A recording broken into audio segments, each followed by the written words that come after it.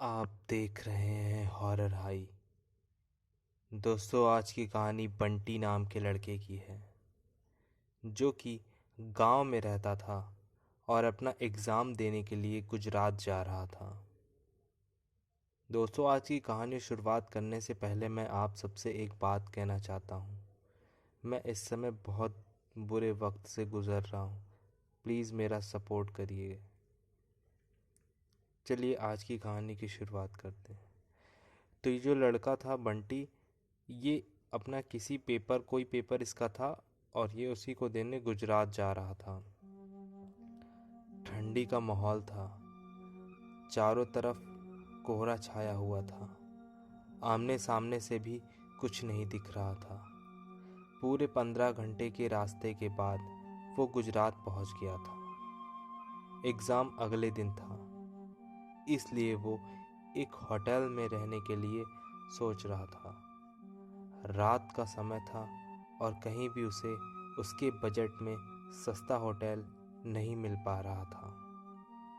अब आप लोग तो समझते ही हैं कि जब बच्चे बेरोज़गार होते हैं तो कितनी स्ट्रगल करनी पड़ती है। तो हर इंसान अपने बजट में ही सोचता है कि सस्ते से सस्ता कमरा मिल जाए, जिससे उसके पैसे भी बच जाएं और काम भी चल जाए। सब लोग एडजस्ट करने की कोशिश करते हैं। तो बंटी भी ऐसा ही होटल ढूंढ रहा था कि कोई सस्ता सा होटल या लॉज मिल जाए, लेकिन उसे कोई भी होटल मिल नहीं रहा था। काफ़ी ढूंढने के बाद उसे एक सस्ता सा होटल मिला। वो उस होटल में एक कमरा बुक करवाया और जब वो कमरे में गया तो देखा कि कमरे के चारों तरफ जाले लगे हुए थे। कमरा बहुत ही बेकार कंडीशन में था। बेड पर बेडशीट तो पड़ी थी, मगर उस पे धूल पड़ी हुई थी। पूरा कमरा जो था वो गंदा गंदा सा लग रहा था। ऐसा लग रहा था कि ये कमरा काफ़ी सालों से बंद पड़ा था और कमरे के अंदर का माहौल एकदम डरावना और सुनसान लग रहा था। उसने ये सब नज़रअंदाज कर दिया और होटल से खाना मंगवाया और खा पीकर सोने की कोशिश करने लगा। जब वो सो रहा था तो लगभग रात के तकरीबन 1 बजे उसे किसी के पायल की घुंघरू की आवाज़ सुनाई दी। वो छन छन की आवाज़ कहीं आसपास से ही आ रही थी।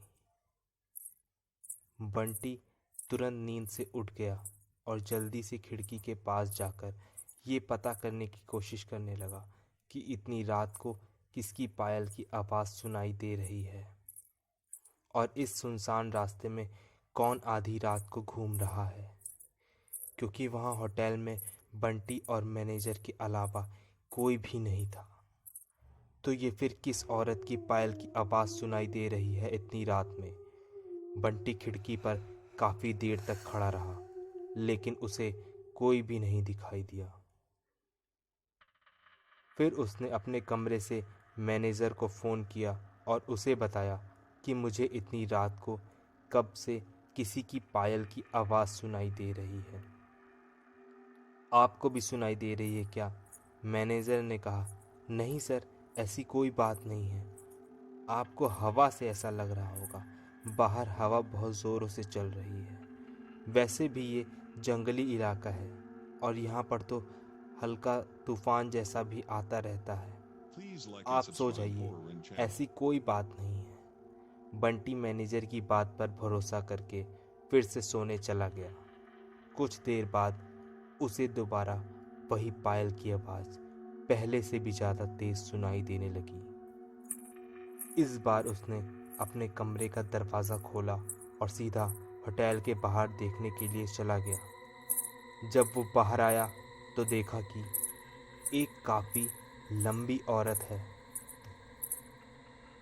जो सफ़ेद साड़ी पहने हुए थी।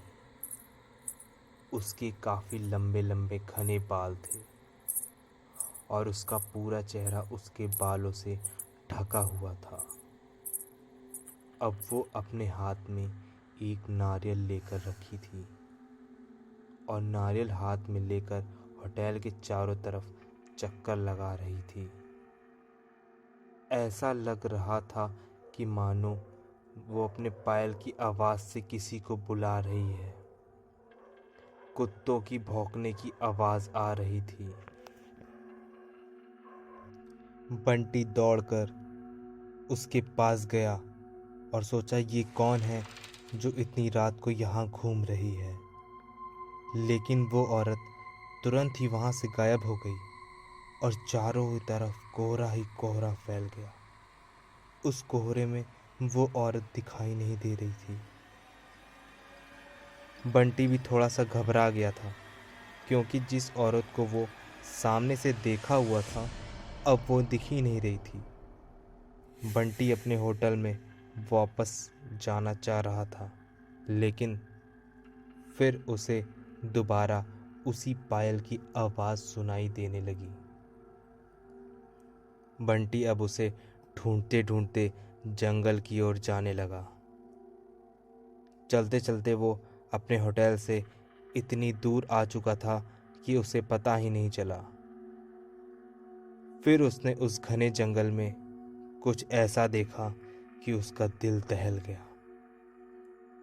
उसने देखा कि उस औरत ने एक बेर के पेड़ के नीचे 5-6 लाशें रखी हुई है और बारी बारी से एक एक को नोच नोच कर खा रही है। लिटरली दोस्तों, ये सीन बहुत ज़्यादा खतरनाक था। कोई भी देखे तो उसकी तो हालत ही ख़राब हो जाए। बंटी भी एक स्टूडेंट ही था और वो ये सब देखकर उसका शरीर में उसका खून जम सा गया और बंटी की हालत ख़राब होने लगी। उसके चेहरे पर पसीना ही पसीना आ चुका था। उस औरत का मुंह खून से लथपथ था और चेहरा भी उसका एकदम से डरावना लग रहा था।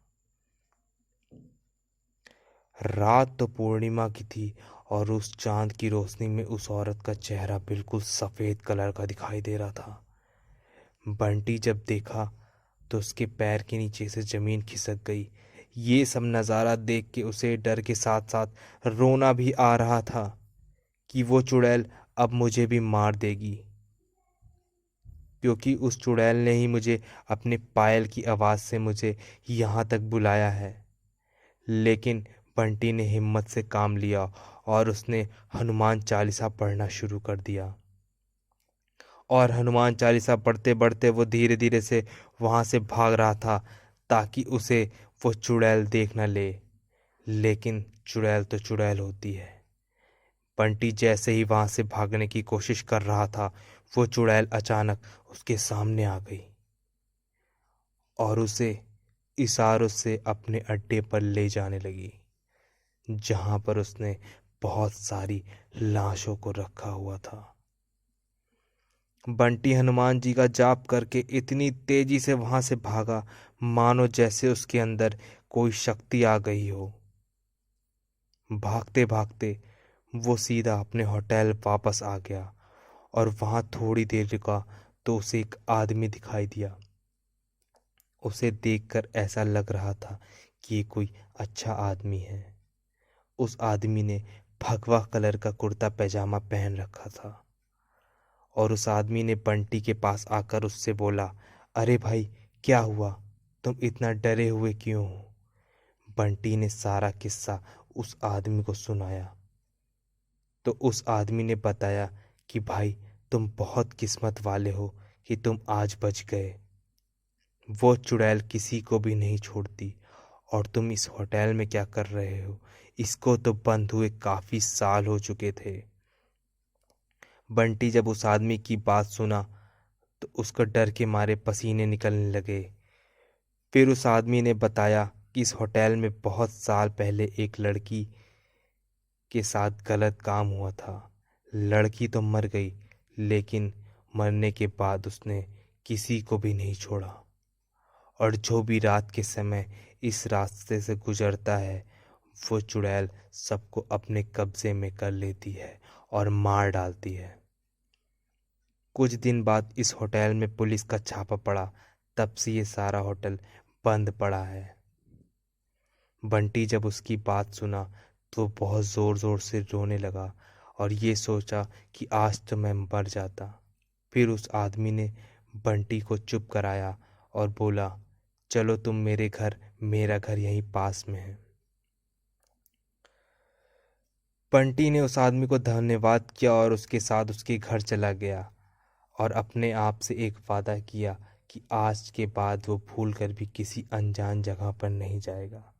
आज भी बंटी इस घटना को बहुत अच्छे से जानता है और जब भी इस घटना के बारे में याद करता है तो उसकी रोंगटे खड़े हो जाते हैं दोस्तों।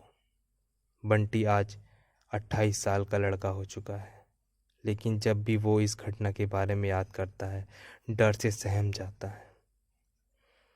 तो दोस्तों आज की कहानी यहीं पर ख़त्म होती है। अगर कहानी अच्छी लगी हो तो चैनल को सब्सक्राइब करके जाइएगा और बेल आइकन को दबा दीजिएगा।